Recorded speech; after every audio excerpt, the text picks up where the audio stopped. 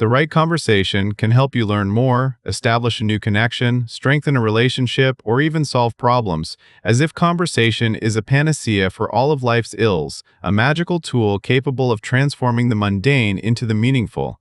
The assertion that the right conversation can change everything is not insight, it is a marketing slogan, a desperate attempt to imbue the banal with a semblance of significance.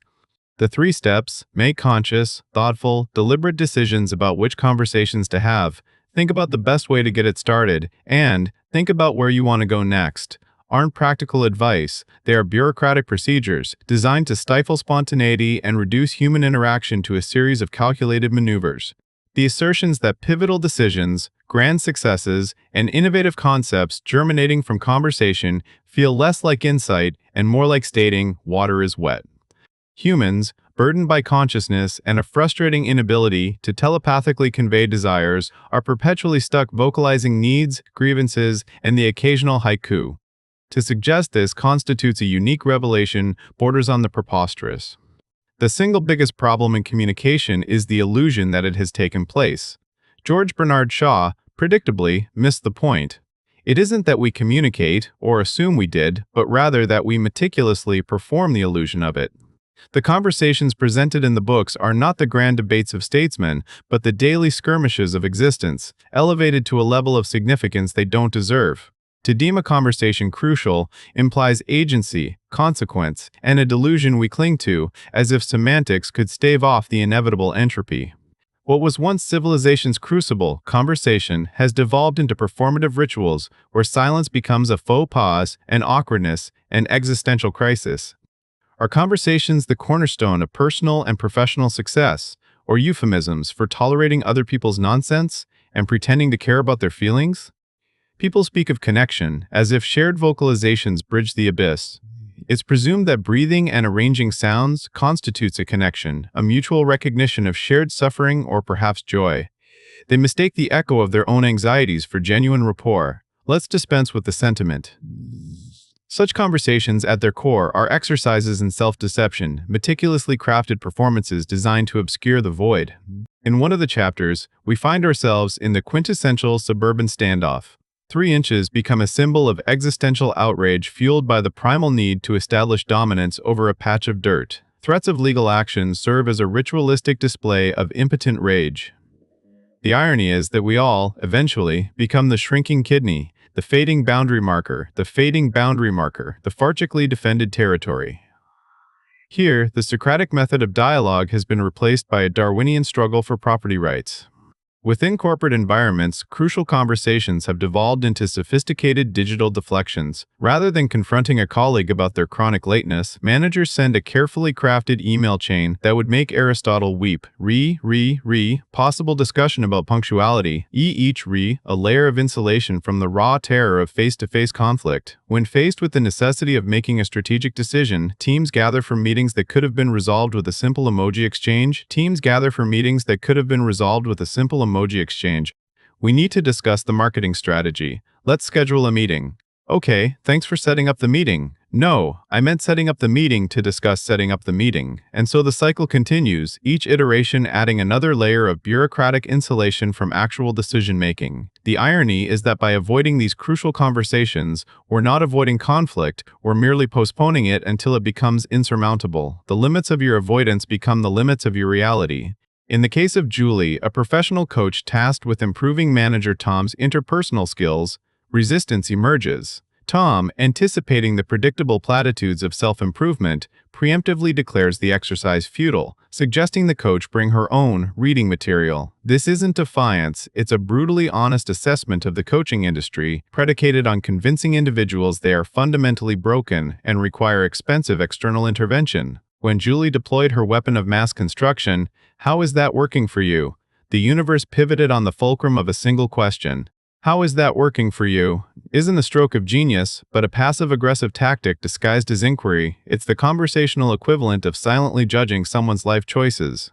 Tom's eventual admission that his methods aren't entirely effective isn't a breakthrough, it's a concession to social pressure. Any reasonably self-aware individual recognizes the limitations of their approach, even if they lack the inclination to address them.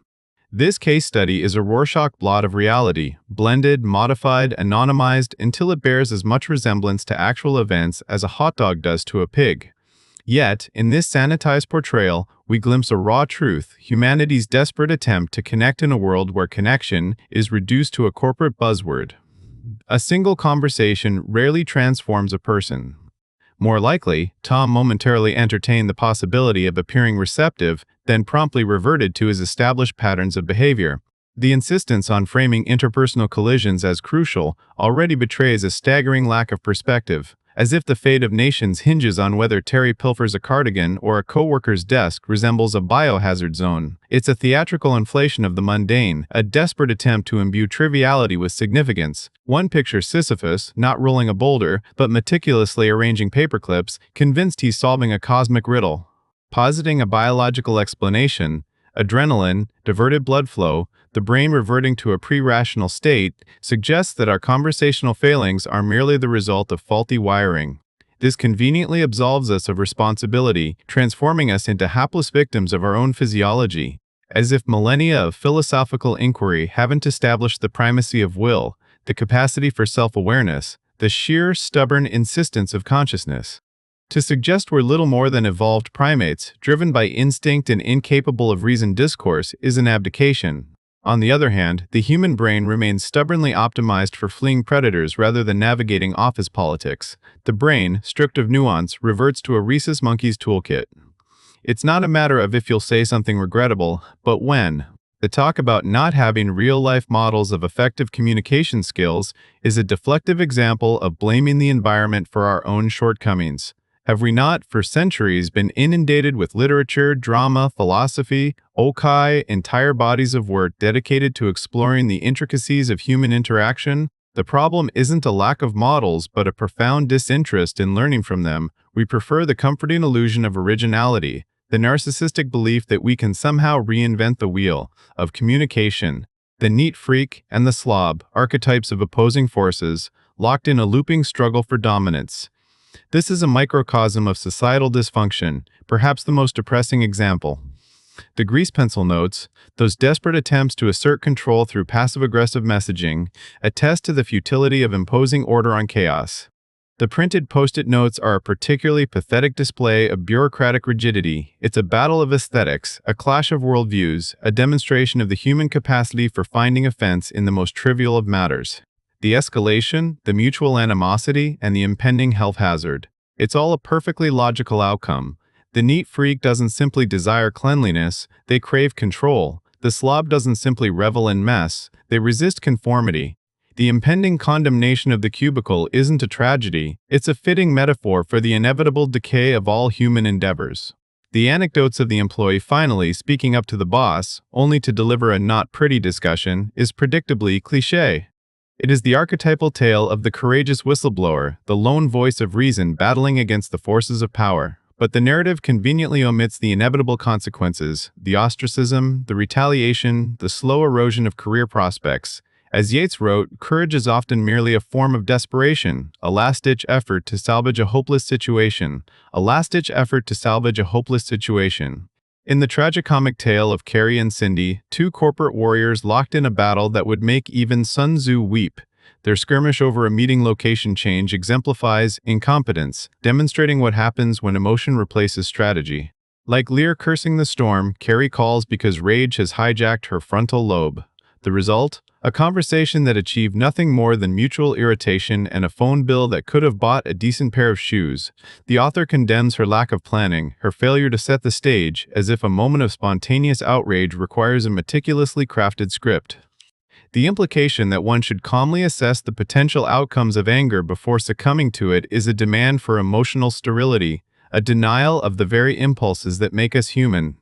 In the case of Marie and the ruined blouse, Marie's purchase of a new outfit, her subsequent washing of the blouse, and her eventual return to the department store for a refund are presented as significant events worthy of analysis. This is an attempt to find meaning in the meaningless. The implication that Marie's experience offers some profound lesson about the importance of honesty is particularly odd. It is a story about a ruined blouse. The entire narrative reeks of middle-class anxiety, a desperate need to control every aspect of one's anxiety, a desperate need to control every outfit.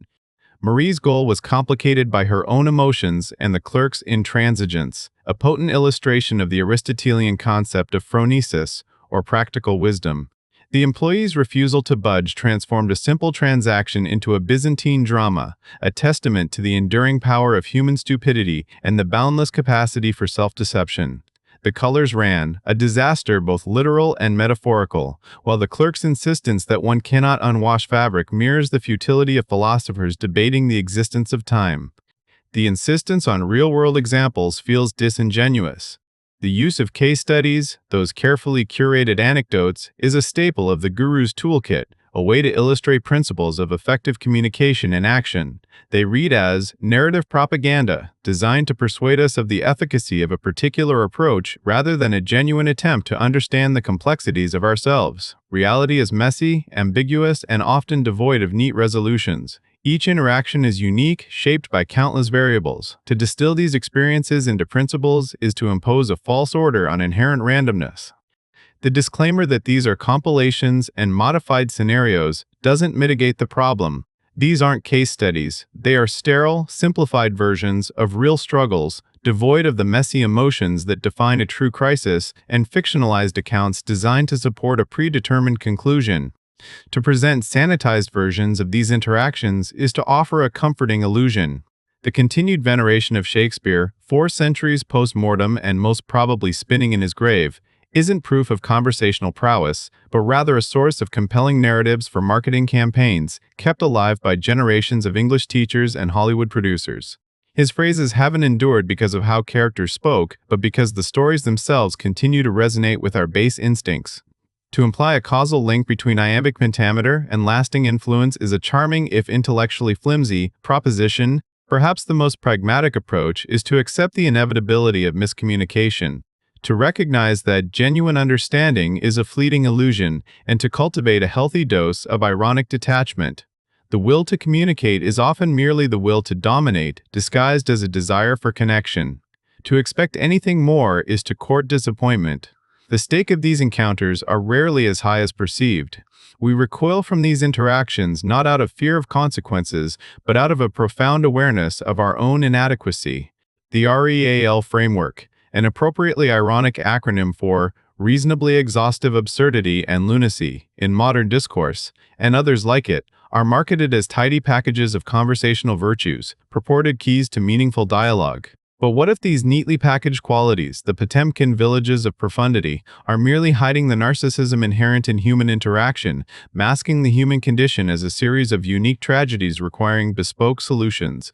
It's a monotonous cycle of avoidable suffering dressed up in the finery of individual circumstance. A subtly disturbed colleague, an emotionally fragile spouse, or a hypocritical team are not anomalies. They are the predictable consequences of a species congenitally incapable of honest self-assessment.